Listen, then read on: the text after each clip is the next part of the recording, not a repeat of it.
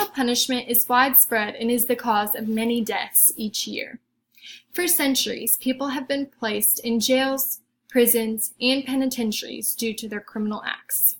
While some consider the death penalty inhumane, it should be enforced to follow through with convictions.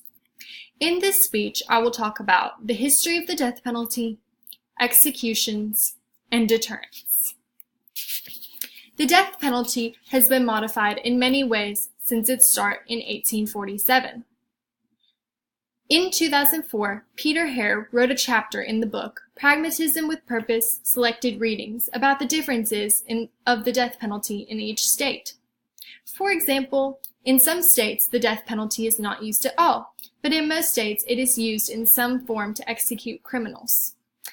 The death penalty is not practiced as strictly as it was in its earlier years. In its early years, the death penalty time between convictions and executions was very short, sometimes even just days or a few weeks. Now, the time between convictions and executions can take up to centuries. Hare also wrote in 2004 about the reasons that the death penalty is used. The death penalty is only used for first-degree murder in all states that the death penalty is performed. People could be executed in the earlier years for even the smallest things such as a robbery. Now that I've discussed the history of the death penalty, let me move on to my next point, which is executions. Executions have evolved over time, but are very important to follow through with convictions. In Law and Society Review, written by Anula Linders in 2002, she discusses why public executions were used. Public executions served a major purpose in the early years of the death penalty. Public executions were much more brutal and were supposed to provide closure for people of a society. They were even used as a form of entertainment for these people, which anyone could attend. Owen Dyer wrote in the British Medical Journal in 2014 about how lethal injection actually kills. Many different forms of execution are used, just depending on which state is using it.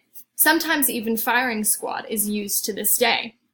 Lethal injection provides a very slow death with a combination of chemicals to kill people.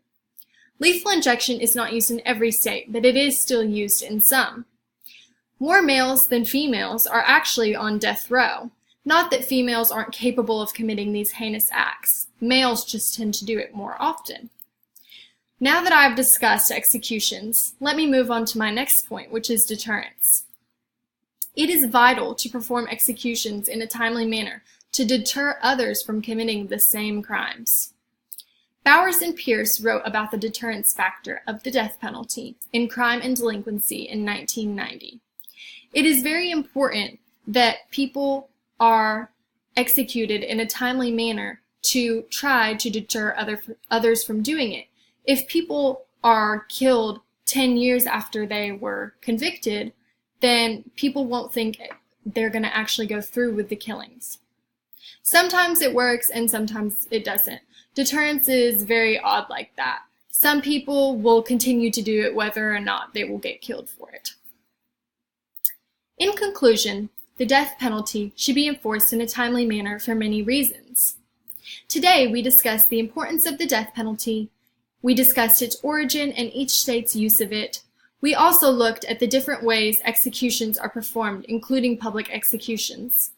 Lastly, we investigated the deterrence factor of capital punishment. Although execution may seem brutal, their crimes were even worse.